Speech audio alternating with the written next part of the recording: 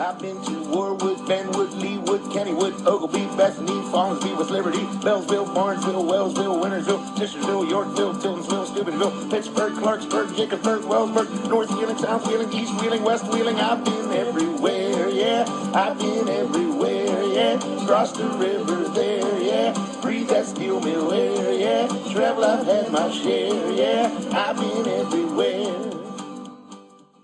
Today, Ohio Valley Memories are south of St. Clairsville on County Road 5, talking with Fred Holub of Holub's Greenhouses. This is a reminder that myself and the guests are not professional speakers. We may make mistakes, stumble, stutter, etc. But we hope you can overlook that and just sit back and enjoy the content. Will you tell us your name and a little bit about yourself? Okay, my name's Fred Holub. I'm supposed to be retired from this job, but I've been in the greenhouse business most of my life. So I'm be 69 years old this summer. I figured I'd be retired, but with the business, I call them my kids are working on taking the business over, so I'm still here. Can you tell me a little bit about this business? Okay, I grew up in the 1960s. My mom and dad were both in World War II. When they got back from the war, they met, got married, started a family. My mom filled the house up with plants. She loved flowers. My dad had the hotbed outside, always growing tomatoes and peppers and cabbage, mostly giving it to people in town and stuff. He had an opportunity in 1960 to help a friend of his tear down some greenhouses in Clarington, Ohio. And from tearing them down, he had enough to build a couple small glass greenhouses. So he thought, well, we'll get them houseplants out of the house, out into the greenhouse. And that's when he decided they could start selling plants, not just giving them away. They figured they had 6 kids. They thought maybe they could put them through college. And that's what the greenhouse was basically for, is to put, I have 4 older sisters and 1 younger brother, and they're all a lot smarter than me. They all went to school or college or something. I stayed home and worked. So I went to vocational school. I learned carpentry was my trade. When I was younger, I was the boy builder. We had a lot of older people around town that needed odd jobs done, and that's what I did growing up through high school and all, doing odd jobs. So I did always stay there, and of all 6 of us kids, I'm sure we all worked in the greenhouse, but I was the one that stayed there and continued on with it. So. How long, so where did that business first start? From right where we're at, 3 miles down the road, it's a little town called Glencoe, and that's where my parents raised us kids in there, and that's where they started building their greenhouses. How long has it been in this location? Since 1990. Actually, we put the greenhouses here in 90. Our first year for business here was 91. The summer of 90 we were building. 91 we sold our first plants from this location. But we brought a lot of our customers from Glencoe. They all followed us up here. Well, I believe, I grew up in Shadyside, and one of my next door neighbors came here all the time. I mean, so I don't think it was just a Glencoe greenhouse. It was, no, it was people from throughout the valley. The way this worked, my mom used to talk about this. Back in the 60s, there were probably 20 greenhouses in the area. Fairpoint would have a greenhouse, Key would have a greenhouse. There was all these little greenhouses. The people that lived in Glencoe probably went to Fairpoint and bought their plants. The people in Fairpoint came to Glencoe and bought their plants. That's how it always worked. We used to make jokes about it like that. But in reality, we probably do as much business right here from West Virginia as we do from Ohio. And we have customers that come from Pennsylvania, Pittsburgh. We have customers coming from Pittsburgh, and one gentleman every year calls ahead of time to make sure I got his plants before he comes. He says, "This is Pittsburgh Jake." He says, "Do you have my celebrity tomatoes?" I says, "We got them for you, Pittsburgh Jake." And he shows up to get his tomatoes and stuff. So, but people, to go to a greenhouse, they do travel farther than I figured they would. People like to get out and go to a greenhouse sometimes more than just stopping at your garden center. Right. Do you know the history of this property before you Yes. bought it? We didn't purchase it. Mr. and Mrs. Jones were the owners. When I was growing up, I'd go by here all the time, and they were farmers. They had a dairy farm. They got older and retired, and they wanted a new house. And I would, about 4 or 5, or back in probably 10 years before that, I bought a lot off of them and built a house on it to sell. So I knew them from building this house. And this was in the late 1970s, 1980. We built it out of 2x6 construction. Back then, very uncommon. Nowadays, most people building a new house would use 2x6 construction, but back then it wasn't so common. So Mrs. Jones remembered that house being built out of 2x6s. So she got in touch with me and said that her and her husband, she was 85, he was 93, they wanted a new house. So she wanted to know if they could sell the farm, if I would give them a price on a new house. And she says, would you like a farm? We could trade. So that's what I did. I built them a new house, and I traded them a new house for this farm. It's a 64-acre farm, so we made it an even trade, and that's how we came across this farm. Wow, that's really interesting. So what gets you excited about this business that you're in? Well, just being out here watching plants grow, I've always said my most enjoyable time is through the winter growing. Now we're a week away from selling season. I don't like selling season, but it would take the fun out of growing it if nobody came to buy it. But my favorite thing is keeping track and keeping things growing. So, but the fun, it wouldn't be so fun if nobody came to buy it. I agree. I start seeds in a little grow light in my basement, and I love to take them from putting the seed in the dirt to eating. I just do vegetables. Sure. But tomatoes and peppers. Yep. It's just see it go the full cycle. I love that. There are still, and it's gotten more popular now with some, I call them the younger group, trying to start their own, and they come and ask a lot of questions. And a lot of their problems would be trying to grow everything under grow lights, and things are getting tall and stringy and spindly. But they always ask questions, and we always try to help them. I'm not going to hold any secrets. I just give them what I tell them I think they should be doing. When I was young, there was a lot of guys would come just to buy peppers. They didn't have no trouble germinating tomatoes and cabbage, but they could never get peppers. And I always knew those were the guys that was growing their own tomatoes, but they couldn't. Peppers take a little more heat or something to grow longer. So, but if they have a question about how to grow tomatoes, I'm willing to tell anybody, So do you have any interesting stories of all of these years of being in the garden center business, greenhouse business? Well, one of the things, like when we first was going to build here, was the first year that Lowe's was building their garden center or store up in St. Clairsville. And a lot of people was telling me, you're wasting your money going to build these greenhouses here. Lowe's is going to be open next year. They'll put you out of business. But we've been here for 30 years now, and Lowe's is still there too, but we're still making a living here with whether Lowe's is here or not. There's a difference on most greenhouses. Garden centers, they have monstrous greenhouses growing for all these garden centers. And a lot of this is in their shipping. They have to have plants only so big to ship because they fill them trucks full. And I feel we can grow a more quality plant and not try to worry about if it's too tall to fit in their racks or whatever. So, but, and we get a lot, we do quite a few tours of young kids coming through to want to learn about growing when they're in first or second grade. So we enjoy having the young ones. And next week we got probably 125 kids coming through here on Monday and Tuesday, right before we open, to do a tour of our greenhouse. And we usually give them, we always make sure that they get a plant or something. And for years, we would always have them a tomato plant. And you don't know how many times I'll be somewhere and have some little kid come up to me, hey, and give me a big story about how well their tomatoes are doing. So they've learned something.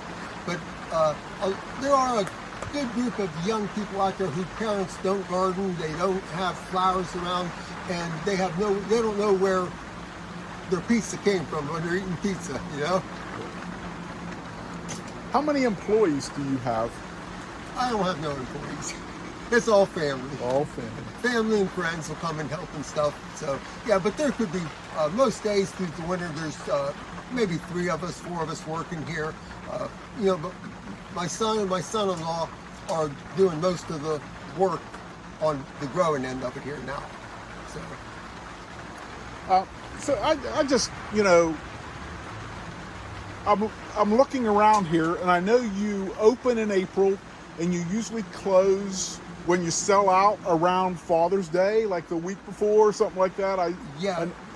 So is that the only time you work, or maybe a month or so ago to get started with this? Or can you tell me a little bit about that? We actually have several things started already in our we have 3 greenhouses over there that are for next year. We've already got next year's crops started. So when we close up, and mostly it's some of our hanging basket material. When we close up in June, one of the first things we do is plant our fern baskets. We try to grow the biggest ferns we can grow. So we start them early, we'll plant them in June and grow them all until it's almost time to sell them. So, and we do work through the summer. It's not all day, every day, but as soon as the weather turns cold enough to put heat in the greenhouse, we're taking cuttings, we're growing all winter long. Getting your starts ready and everything so that you're ready for April when people come. Here it is, April. We're less than a week away from opening, and I feel the plants are pretty much all of them ready to go if Mother Nature keeps the weather warm. What are your future plans? Retiring, you mean? Well, No. yeah. No, right now, both the kids, my daughter and my son, when they came into this, they not big ideas on expanding, getting bigger. They do want to redo some of the greenhouses and make it easier to move things and stuff. So they do have some plans on maybe, you can see, I mentioned to you how old our oldest greenhouse is right here. It's a 1933 model, I think, so it's pretty old. So we could upgrade some of our older greenhouses. When I started here back in 1990, I didn't have any money. So that's why I tore down old greenhouses to build something with. We didn't have the money to invest in too much structure. My heating, I had friends that worked in the heating and air conditioning business. If they could find an old furnace that they were tearing out of a house that still worked, they'd bring it and give it to me because I couldn't afford to buy a new furnace. So, we got by with, you couldn't do it now, but we got by with investing very little money in structures and heating, but we did a lot of work. So you talked earlier about your father having a greenhouse and a hothouse and stuff. And so when you were a child, did you envision sitting here in your 60s having a greenhouse like this? Was that in your thought process? No, I was a boy builder. I was going to be a contractor. And that's what I did when I got out of high school, building new houses, remodeling. I worked for 2 different construction companies. I moved out of the area for a while doing heavier construction. But when I came back, my dad, he would tell me, you could make a living doing this. They always did it part-time. My dad was a coal miner. My mom stayed home, raised us kids and everything. So it was a part-time thing for them. But he always told me, you could do this full-time if you wanted. I didn't really know if you could or not, but we found out we could. And now with the kids here, they're trying to make a living here. Mm-hmm. So I know we're going to walk around and get some footage of some of your other greenhouses and plants and things like that. But I always like to give my guests the last chance to advertise or just say anything you want to, what your hours will be once you open up and so forth, whatever you want to say. We pretty much keep the same hours when we open, 9 in the morning till 7 at night. On Sundays, just 12 to 5 in the afternoon. We're usually open at April 15th, and I used to try to stay open till Father's Day. I think by the time June gets here, everybody's tired. They want to get sold out and get out of here as quick as possible, so that's fine too. Well, I've followed you on Facebook before, and I've seen over the couple years you say last weekend it's all about just about all gone. This is our last weekend. And Yep. We make it to June. The only year that we sold out in May was the year of COVID, and that year people they needed something to do. They couldn't travel. They couldn't go on vacation. They stayed home, and the third week of May we were out of stuff, and I was just embarrassed to sell some of our plants that we grow for June. They were only that big, and people were buying them. They were sent like a tomato. We sell tomatoes in June. The last planting was going to be in June, and we were selling them in May. But everybody, we closed up early that year, but it was the COVID thing. But we were very fortunate for a while there.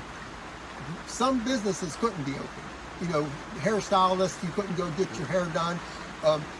The state of Michigan closed greenhouses. You couldn't go to a greenhouse in Michigan.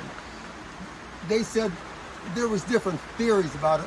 Since we sell vegetables, we could stay open because that's a food product. That was one of the glitches. They said you can stay open, but I don't know all the rules and stuff. But we were kind of worried there for a while whether we were going to be allowed to be open, and it was a different type of year, but it was different for everybody. This here is one of our oldest greenhouses. It was built in St. Clairsville in 1933 or 34. When I was young, my dad bought it, tore it down, and rebuilt it down in Glencoe. And then in 1990, we tore it down again and brought it up here and built it. And at that time, it was all glass. Nowadays, very few greenhouses are made out of have glass in them, so they're covered with plastic. But we still use it as a growing house. We're getting down to the end of our seed sowing. This is our seed bench where we germinate a lot of seeds. Mostly on this bench right now is our last group of peppers, our last marigolds. Maybe not the last tomatoes, but we still got some tomatoes germinating here. So all winter long, this bench right here roots our cuttings and germinates our seeds.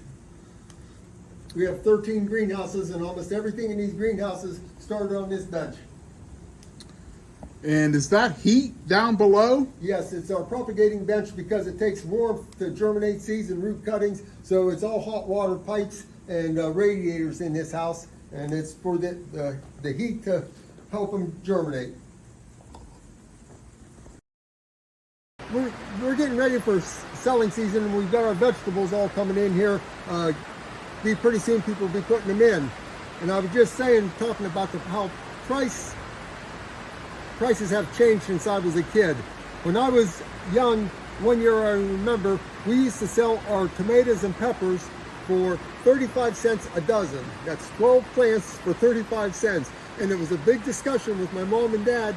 Could we raise the price to 40 cents? Would people still buy them? Now we are selling them, I'm sure they're people more expensive and cheaper, but we still get a pack of 4 for $3.50 or $3.75, whatever the price is this year. But even in the last 30 years, how much the pricing has changed on things. But you have all that plastic that all that goes up. When the price of oil goes up, the price of this plastic goes up. So what it cost, if somebody told me how much it would cost to open up this greenhouse and grow everything here, I would probably have fell over if it cost that much. But that's why you have to charge a little. We're not charging 35 cents a dozen no more. Yeah. So it's all good. We used to grow everything in dirt, and our geraniums were grown in clay pots. It was in the 60s. It was before plastics, and greenhouses were all glass greenhouses back then. Now they're all plastic greenhouses covered with plastic and stuff. So yeah. What did you grow the peppers in? And tomatoes. There were wooden crates. I still got some around here. I can show you one. But and there was just dirt in them. And we still make our own soil. We dig our dirt, mix it with peat moss and perlite, and sterilize it. We have a steam sterilizer, and we pump it full of steam. So and the steam actually kills all the weeds and bad things that's in the dirt. I thank you very much. We're going to go ahead and do some footage around. So thank you.